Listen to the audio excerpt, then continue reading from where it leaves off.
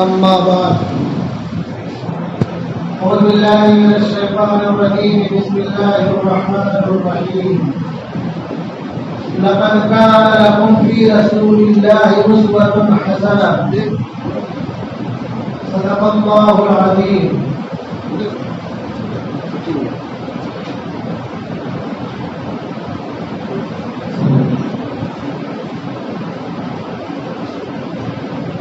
حضرات محترم،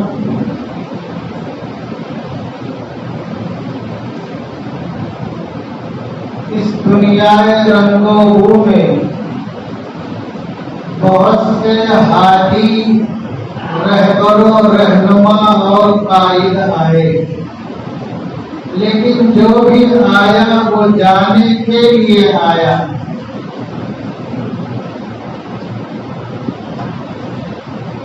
ان کی زندگی مخصوص قوم، مخصوص حالات، مخصوص خطے، مخصوص علاقے کے لیے تھی، لیکن جو آیا ہمیشہ رہنے کے لیے آیا اور نسل انسانی کے لیے تا صبح قیامت جس کی زندگی کا ایک ایک گوشہ نمونہ اور اسوہ ہے، وہ باقی رہنے کے لیے ہی آیا. نسل انسانی کی رہبری تا صبح قیامت کرنے کے لیے آیا. وہ ذات گرامی ہے، خواجہ عبد المطلب کے پوتے اور ابو طالب کے بھتیجے، جگر گوشے آمینہ، نور نظر عبداللہ، محمد رسول اللہ صلی اللہ علیہ وسلم. آپ کی زندگی کے جو شب و روز ہیں، آپ کا جو اٹھنا بیٹھنا ہے، چلنا پھرنا ہے، جاگنا سونا ہے، لوگوں سے ملاقات کرنا ہے، ازواج مطہرات کی خبر گیری اور بناتے طیبات کی مزاج پرسی، یہاں تک کہ آپ کے جگر گوشے حضرت ابراہیم کی دنیا سے رحلت اور اس پر آپ کے زبان اقدس سے نکلے ہوئے کلمات طیبات، باہر سے آنے والے مہمانوں سے ملاقات، آنے والے وفود سے ملاقات، یہ تمام چیزیں نسل انسانی کے لیے نمونہ ہے. گھر کی بات ہو یا باہر کی بات ہو، آپ کی زندگی کا کوئی لمحہ نسل انسانی سے پوشیدہ نہیں ہے. ازواج مطہرات کو یہ حکم تھا کہ تم گھر میں جو دیکھو وہ بتاؤ لوگوں سے. تو آپ کی زندگی کا ایک ایک لمحہ ہمارے لیے نمونہ ہے. اب ہمیں یہ دیکھنا ہے، یہ غور کرنا ہے کہ جناب رسول اللہ صلی اللہ علیہ وسلم کی جو زندگی تھی ہے، ہم اسے کتنا اپناتے ہیں، کہاں تک اپناتے ہیں. خالی شور و شرابہ کر کے جو ہو جاتے ہیں، یا اپنی زندگی میں اس کو لانے کی کوشش بھی کرتے ہیں. اگر آپ غور کریں گے تو جناب رسول اللہ صلی اللہ علیہ وسلم کی زندگی کے جو نمایاں پہلو ہیں، اس میں سب سے پہلا جو نمبر ہے وہ دعوت و ارشاد کا ہے، دعوت و تبلیغ کا ہے. دعوت و تبلیغ ہمارے سامنے ایک پہلو دعوت و تبلیغ کا جو ہم جانتے ہیں کہ اپنے مسلمان بھائیوں کو مسجد میں لانا، یہ ایک پہلو ہے. جو سب سے اہم اور بڑا پہلو ہے وہ ہماری نظروں سے اوجھل ہے، اور ہمارے احباب اور ہم تمامی لوگ اس سے غافل ہیں.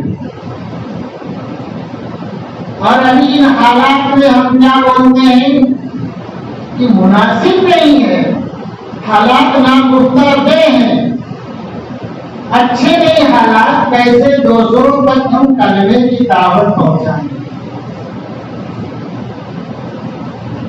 اللہ تبارک و تعالیٰ کے پیارے حبیب پر جو سب سے پہلے وحی نازل ہوئی ہے 14 اگست 610 عیسوی، تقریباً کچھ 2-3 سال تک آپ نے بہت ہی خفیہ طریقے سے دعوت و تبلیغ کا کام انجام دیا، لیکن جب یہ اللہ کی طرف سے حکم ہے وَأَنذِرْ عَشِيرَتَكَ الْأَقْرَبِينَ، اے میرے پیارے حبیب آپ اپنے قریبی رشتے داروں کو ڈراؤ۔ آپ نے سب کی دعوت دی اور آپ نے کہا اپنے عیسیٰ ابا سے، خاندان، کنبے، قبیلے والوں کہ جہنم کی آگ سے بچنا ہے تو تم کو اللہ کی وحدانیت کا اور محمد بن عبداللہ کی رسالت کا اقرار کرنا پڑے گا، ورنہ ہم تمہارے کنبے کے ہیں، قبیلے کے ہیں، کوئی چچا ہے، کوئی بھتیجا لگتا ہے، کوئی کچھ لگتا ہے، ایک دوسرے کے بعد میں کام آنے والے نہیں ہیں۔ یہاں نے دعوت کی اور برملا اعلان کیا، اور آج ہمارے ساتھ اگر کوئی مدتوں رہتا ہے، مدتوں نو عمری سے لے کر کے تنپٹی کے بال سفید ہونے تک، پھر بھی ہم اس کو نہیں بتاتے۔ کوئی خیر اگر ہمارے ساتھ رہتا ہے، دوستی، یاری، کاروبار، لین دین، معاملات، پھر بھی ہم اس کو کبھی نہیں کہتے کہ یہ اللہ کا پیغام ہے، یہ قرآن کا پیغام ہے، یہ محمد رسول اللہ کا پیغام ہے کہ اللہ ایک ہے۔ یہ ہزاروں معمولات باطل سے توبہ کر کے جہنم کی آگ سے بچنے والے تم بن جاؤ گے اگر ایک اللہ کی وحدانیت کا اقرار کر لو گے، محمد رسول اللہ کے رسالت کا اقرار کر لو گے۔ ہم کیا بولتے ہیں؟ حالات اچھے نہیں۔ اللہ کی طرف سے جب یہ حکم فاصدع بما تؤمر واعرض عن المشرکین، اے محمد آپ کھلا اعلان کر دو۔ آپ نے کیا کیا؟ کوہ صفا میں چڑھ کے آپ نے اعلان کیا ہے اور یہ کہا کہ اگر میں بتاؤں کہ اس پہاڑی کے پیچھے سے تمہارا دشمن حملہ آور ہونے والا ہے تو کیا تم کو یقین ہوگا؟ کہاں یقین مانیں گے ہم تو؟ اللہ کا رسول صلی اللہ علیہ وسلم کا لقب کیا تھا؟ صادق تھا، امین تھا، یعنی آپ اتنے سچے اور پکے لوگ آپ کو جانتے تھے، آپ کی امانتداری میں مشہور تھی۔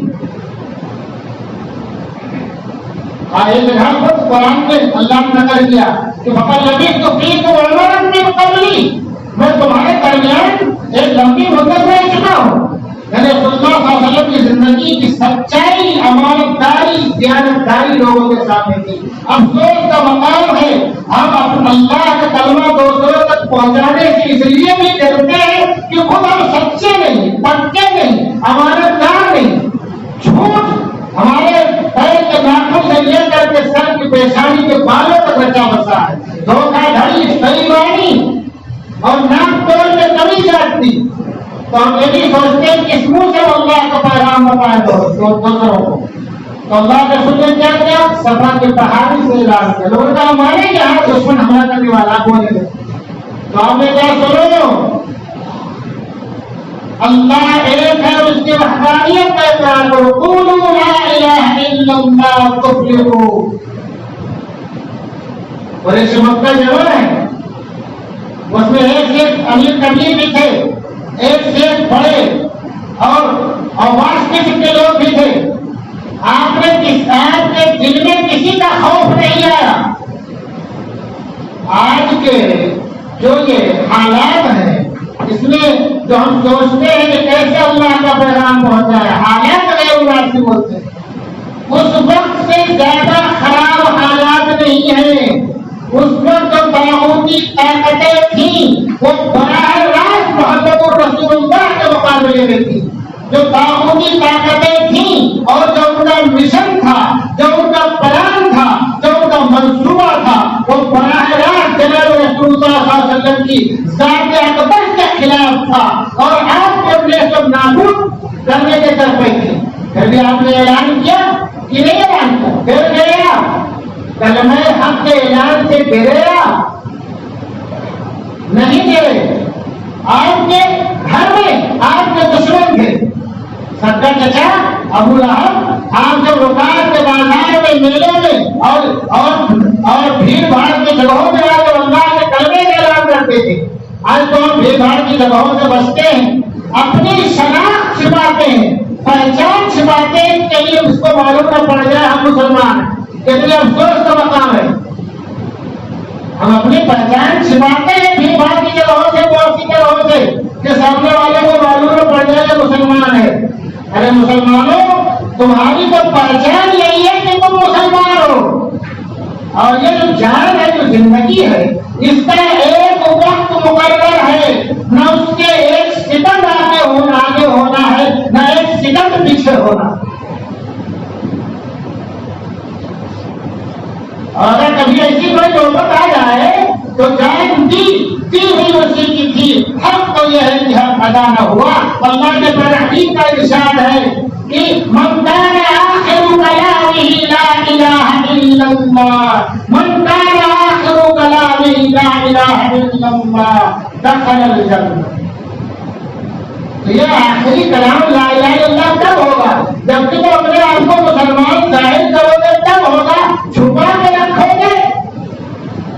کے رکھو گے, ہزاروں کنگروں کے بیچ میں اپنے آپ کو چھپا کے رکھو گے تو کیسے تمہارے زبان میں کلمہ جاری ہوگا؟ اور جان تو آنے جانے کی ہے, تو وقت آگے تمہیں فخر ہونا چاہیے کہ ہم محمد رسول اللہ کے نام لینے والے ہیں, اللہ کی وحدانیت کے اقرار کرنے والے ہیں. تو ہم کیا کرتے ہیں, اپنی شناخت چھپاتے ہیں, پہچان چھپاتے ہیں, اور وہاں جناب رسول اللہ صلی اللہ علیہ وسلم بھیڑ بھاڑ کی جگہوں میں کیا بولتے تھے؟ قولوا یا ایھا الناس قولوا لا الہ الا اللہ تفلحوا. اے لوگوں, لا الہ الا اللہ بولو, کامیاب ہو جاؤ. اور پیچھے سے آپ کا سجدہ چچا ابو لہب پتھر بھی مارتا تھا لوگوں کو متوجہ کرنے کے لیے, اور یہ بھی بولتا تھا اس کی بات مت مانو, اس کی بات مت مانو. تو دشمن آپ کے باہر کے بھی لوگ تھے, گھر کے بھی لوگ تھے, اس کے باوجود آپ نے اللہ کا کلمہ لوگوں تک پہنچانے میں کوئی کسر اٹھا کر کے نہیں رکھی. اور یہ بات یاد رکھو, جب تک یہ قوم داعی بنی رہے گی اس وقت اس قوم کو کوئی تباہ برباد نہیں کر سکتا ہے. جب یہ قوم مدعو بن جائے گی تو چاروں طرف سے ہلاکت اس پر ٹوٹ پڑے گی. چاروں طرف سے دھیان رکھو اس بات کو.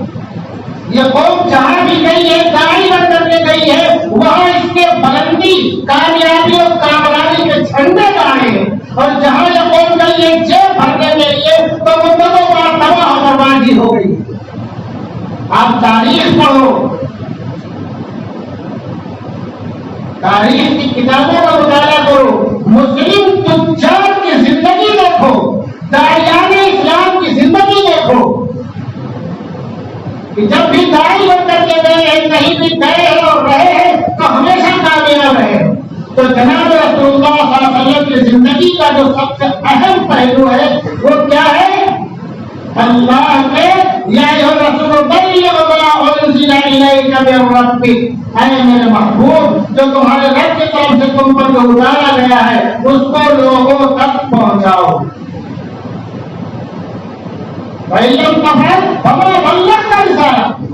اگر تھوڑی بھی آپ سے کوئی سستی کاہلی ہوئی تو گویا کہ آپ نے کوتاہی کی, لیکن نہیں. جناب رسول اللہ صلی اللہ علیہ وسلم کی زندگی میں کتابوں سے اللہ نے کیا فرمایا؟ کہ دل میں کو لمبی مشغولی رہتی ہے, وہ مشغولی کا مطلب یہ ہے کہ آپ بالکل اسی میں لگے رہتے ہیں, اللہ کے کلمے کو عام کرنے میں, لوگوں تک پہنچانے میں. اور بعض دفعہ تو اللہ نے کہا کہ میرے محبوب ایسا لگتا ہے کہ اپنے آپ کو بھلا لیں گے, سب میں کلو کی بات نہیں آ رہے, یعنی اتنی فکر آپ کو تھی. ہم کو بھی جناب رسول اللہ صلی اللہ علیہ وسلم سے اگر عشق ہے تو آپ کی زندگی کا جو یہ سب سے نمایاں پہلو ہے اس کو اپنانا چاہیے. کسی کی ملامت کا خوف ہمارے دل میں نہیں آنا چاہیے, کسی کا ڈر, دہشت اور خوف نہیں آنا چاہیے. 3 دنوں میں کام شروع کر دیں گے, اسی دن سے انشاءاللہ ہمارے سر بلند ہو جائیں گے اور کامیابی جو کامرانی اور تمہارے دشمن تمہارے دوست بن جائیں گے، تمہارے عقیدت مند بن جائیں گے۔ اور آپ کی زندگی کا جو دوسرا پہلو ہے اس کو بھی ہم نے بھلا دیا ہے۔ ابھی ہم کیا دیکھتے ہیں؟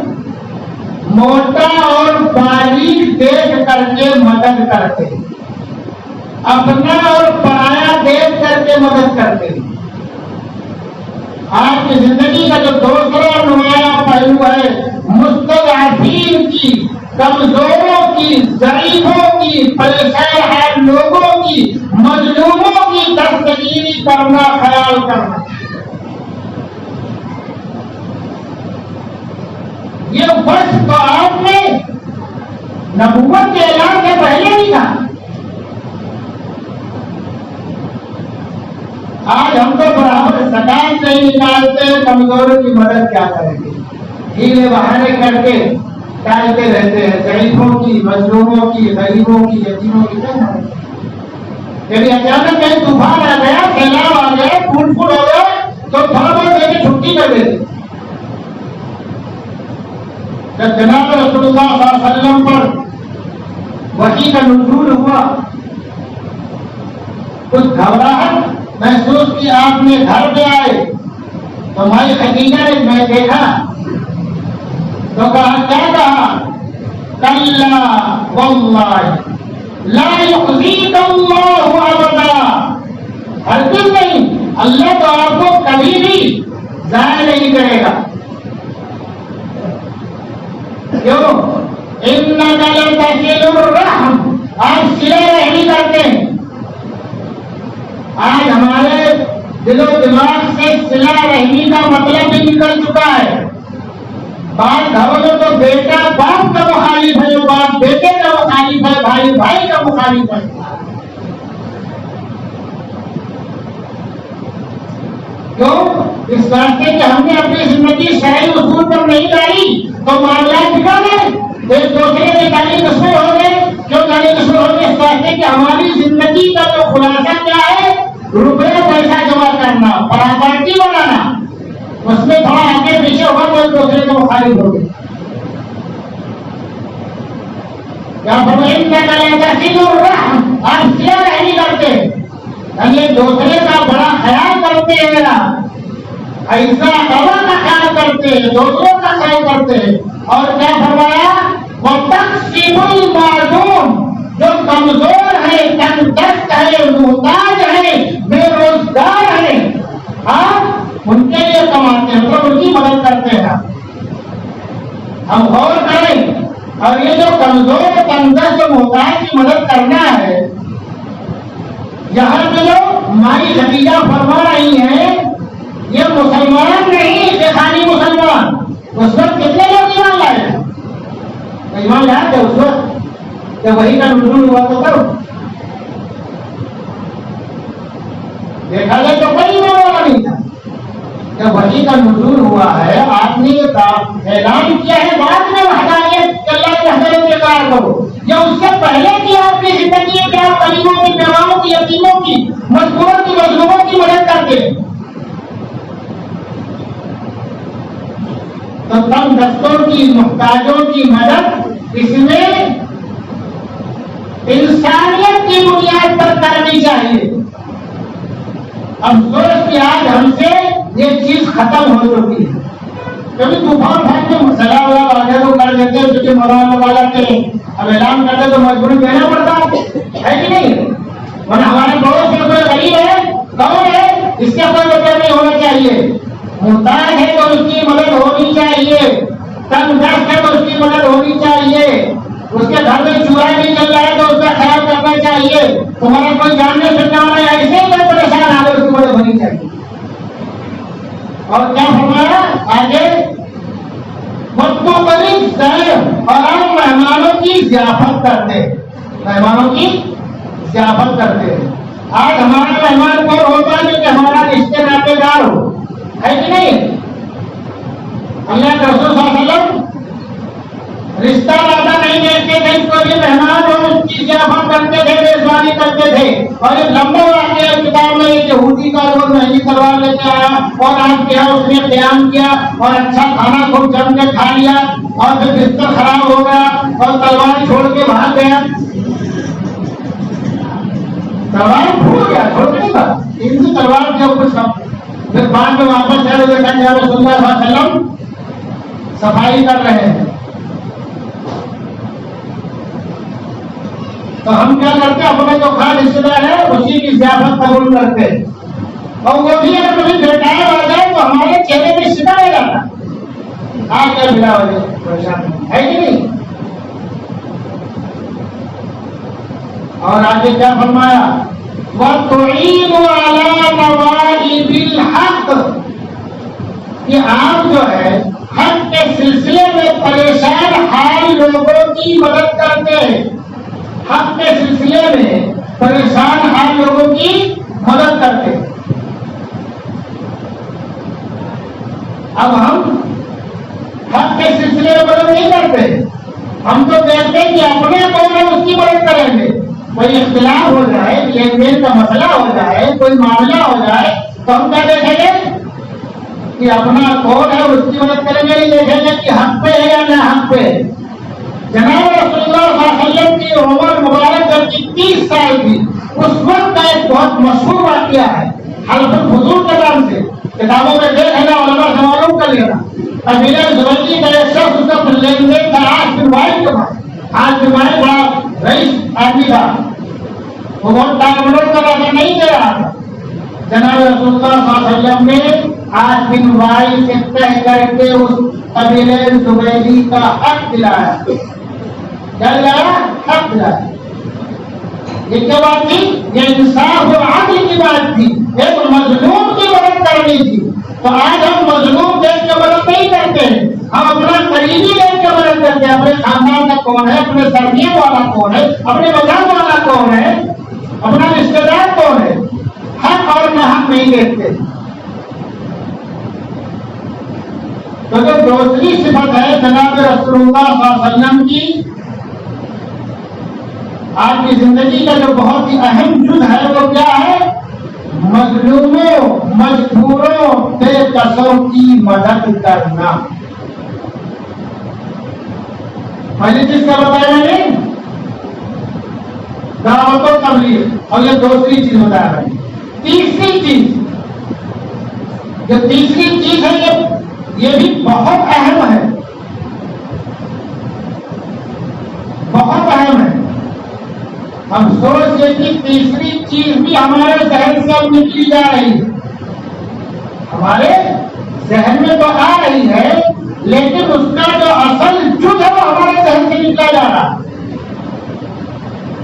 تیسری چیز کیا ہے, جناب رسول اللہ صلی اللہ علیہ وسلم پر جو وحی کا پہلا کلمہ نازل ہوا, کیا اقرا کیا نازل ہوا, اقرا باسم ربک الذی خلق, پڑھو.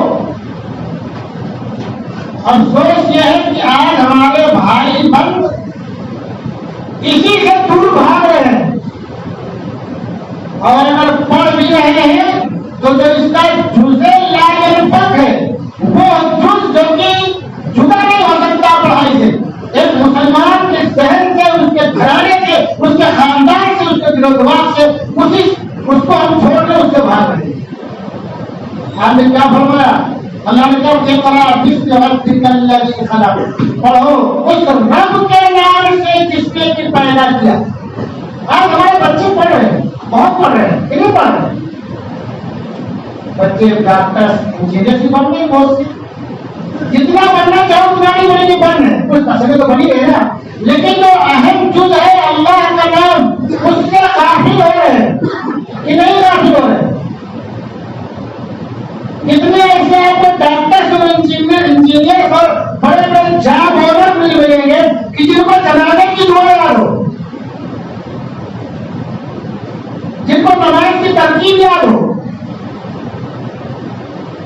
کیا ہے, ہم نے اول بار پڑھنے پہ نہیں دھیان دیا, اور تھوڑا بہت جو دھیان دیا بھی تو اللہ کا جو نام تھا, یعنی کہ اپنے دینی تشخصات مذہبی تحفظات، اپنی شناخت اور پہچان اور بنیادی عقائد کے ساتھ جو تعلیم ہم کو حاصل کرنی چاہیے تھی، ہم نے وہ تعلیم نہیں حاصل کی.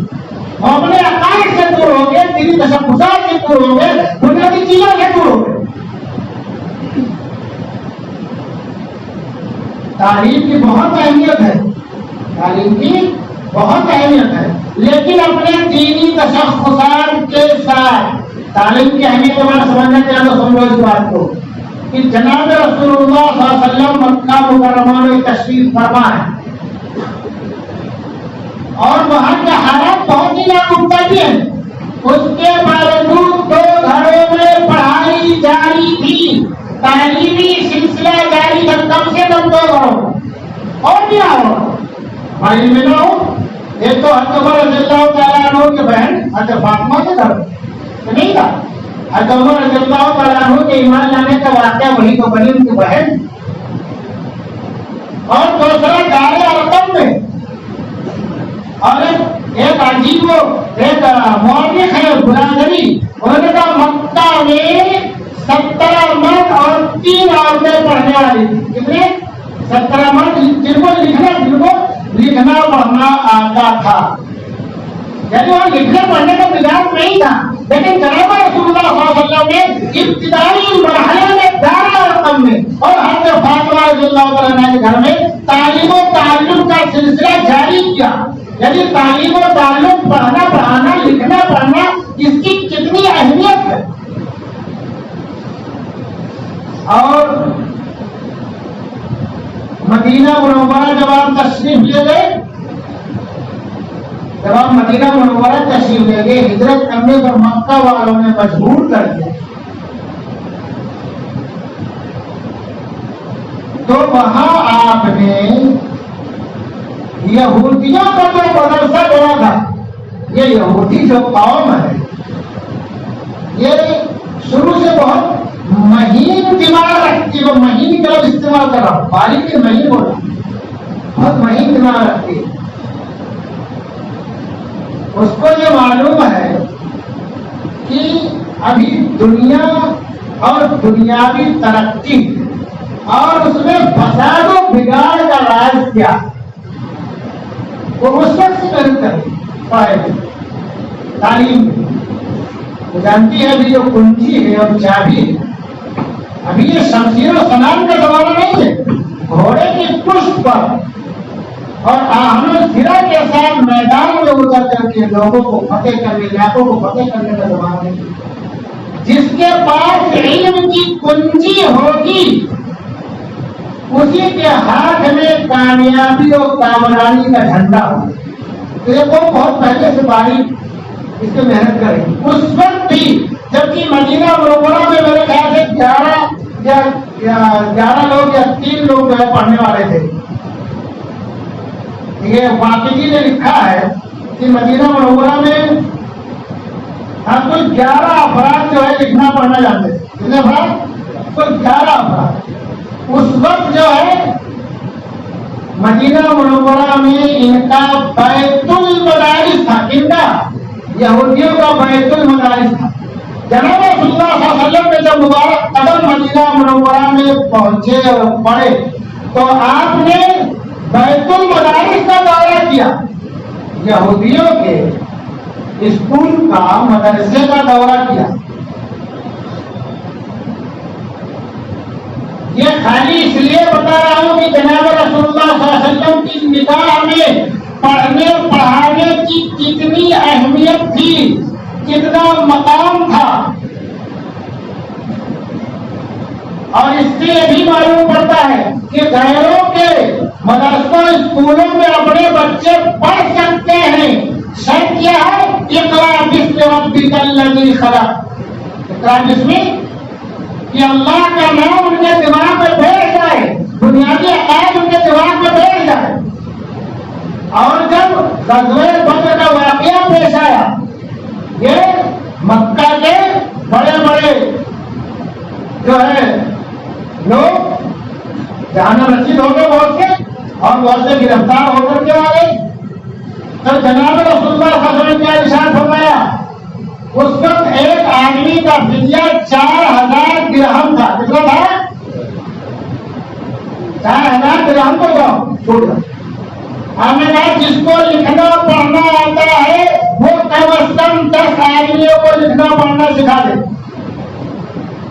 اس کا 4000 درہم کم 10 آدمیوں کو لکھنا پڑھنا سکھا دے. اس کی چھٹی. اب سوچو مدینہ والوں میں، مدینہ یعنی جو انصار و مہاجرین تھے، واقع بستی کا یہ عالم تھا کہ خود سرور کائنات صلی اللہ علیہ وسلم کے گھر میں ہفتوں مہینوں چولہا نہیں چلتا تھا. ہفتوں چولہا نہیں چلتا تھا. اب اگر وہ 4,000 درہم لے لیتے تو مسلمانوں کے گھر میں کم سے کم چولہا جلنے کا اسباب تو پیدا ہو جاتا، سامان تو آ جاتا. اب غور کرو کہ تعلیم پڑھنے پڑھانے کی کتنی اہمیت ہے کہ آپ نے کھنکھناتے ہوئے سکوں کو بلات مار دی اور کہتا ہمارے 10 آدمیوں کو لکھنا پڑھنا سکھاؤ. 10 آدمیوں کو لکھنا پڑھنا سکھاؤ. لکھنے پڑھنے کی کتنی قیمت ہے. گھر میں چولہا جلانے کی فکر نہیں کی، لکھنے پڑھنے کی فکر کی. اور اس وقت کا جو 4000 درہم تھا اس زمانے کا کئی لاکھ بن رہا ہے. اس زمانے کا کئی لاکھ بن رہا ہے. اس سے معلوم پڑتا ہے کہ جو قوم اپنا سب کچھ تج کر کے اپنے نوجوانوں کو پڑھانا چاہے گی وہی قوم آگے جائے گی.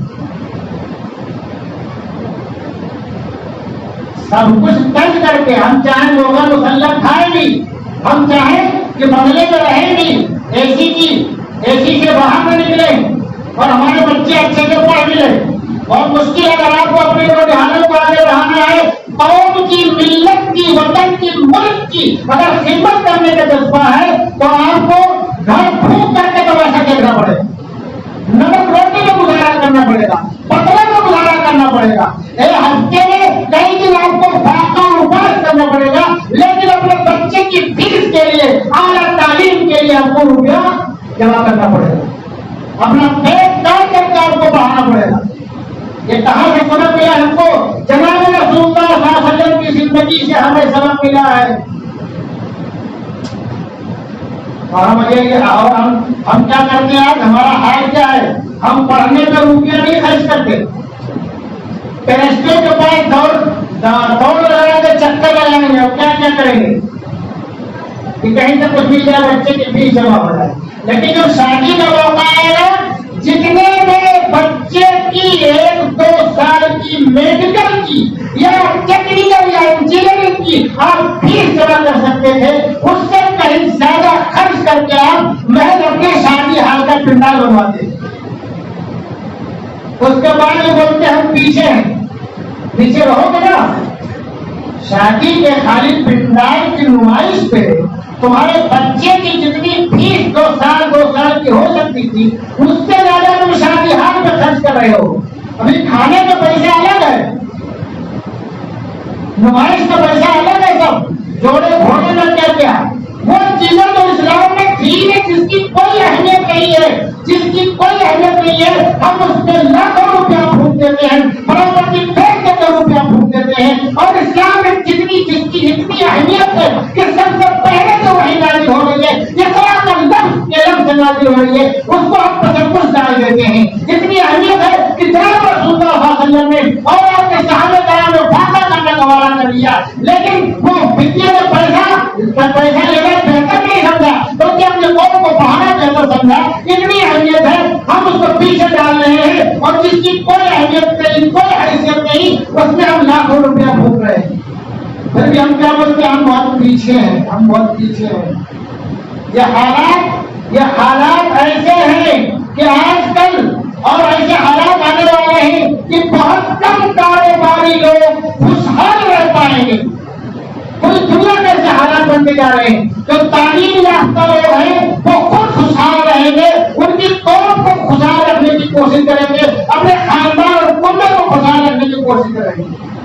ابھی یہ حمالی کا زمانہ نہیں ہے، حمالی کا زمانہ ختم ہو رہا ہے، خالی طاقت و کردار کا زمانہ آنے والا ہے، خالی علم کا زمانہ آنے والا ہے۔ تو میں اور بہت سی چیزیں عرض کرنے کی افسوس کی وقت ہو گیا، تو ہم بہت ہی جوش اور جذبے کے ساتھ جناب رسول اللہ صلی اللہ علیہ وسلم کا نام لیتے ہیں، لینا چاہیے اسی جوش اور جذبے کے ساتھ آپ کی زندگی کو اپنے اندر اتارنے کی بھی ہمیں کوشش کرنی چاہیے، اور آپ کی زندگی کے جو اہم اجزاء تھے دعوت و تبلیغ اور مجبوروں بے قصوں کی دستگیری اور مدد اور تعلیم و تعلم اور بہت سی چیزیں دوستوں بہت نہیں اور آج بھی دھیان رکھ سکوں، اس کو پر بھی ہمیں محنت کرنی چاہیے، کوشش کرنی چاہیے اور اس کو اپنانا چاہیے، اپنا لگنا چاہیے اور اپنے بھائیوں کو اور نئی نسلوں کو بھی اس پر لگانا چاہیے، ان کے دماغ نئی نسلوں کے دماغ میں کھود کر کے یہ بھر دو کہ بیٹا اگر تم کو شہر کی زندگی گزارنی ہے تو جناب رسول اللہ صلی اللہ علیہ وسلم کی زندگی کا جو سب سے اہم پہلو ہے دعوت و تبلیغ، اس کو اپناؤ اور غیروں تک اللہ کا کلمہ پہنچاؤ، اور آپ کی زندگی کا ایک اہم چیز ہے مظلوموں کی مجبوروں کی بے قصوں کی مدد کرنا، اس کے کبھی کا خدمت ہونا، ہمیشہ مدد کرنے کی کوشش کرتے رہنا، اور آپ کی زندگی کا جو اثر جو ایک اور اہم نظریہ ہے تعلیم و تعلم علم، اس میں کبھی پیچھے مت رہنا، بھلے کہ وہ اپنا گھر بیچنا پڑ جائے، گرو رکھنا پڑ جائے، لیکن اپنی نسلوں کو اعلیٰ سے اعلیٰ تعلیم سے مسلح کرنا اور لیس کرنا، لیکن اس کے ساتھ ساتھ یہ بھی ذہن میں رہنا چاہیے کہ اللہ کا نام پہلے ان کے دماغ میں بٹھا دے، پہلے بٹھا دینا، اسلام کی حقانیت، اسلام کی سچائی، محمد رسول اللہ کا عشق، اللہ کی وحدانیت، قرآن کی عظمت اور سنت کی عظمت دل میں بٹھا دینا، اس کے بعد تم کو اعلیٰ سے اعلیٰ تعلیم دلانا، بھلے تمہیں اپنی برابری دیکھنی پڑ جائے، گاڑی گھوڑا بیچنا پڑ جائے، تمہیں بھاگا کرنا پڑ جائے، لیکن اس سے کبھی کافی مت ہونا۔ اللہ تبارک و تعالیٰ ہم تمام لوگوں کو اور ہمیں اور ہماری نسلوں کو اسلام پر باقی رکھے اور ایمان پر خاتمہ فرمائے۔ وما علینا الا البلاغ۔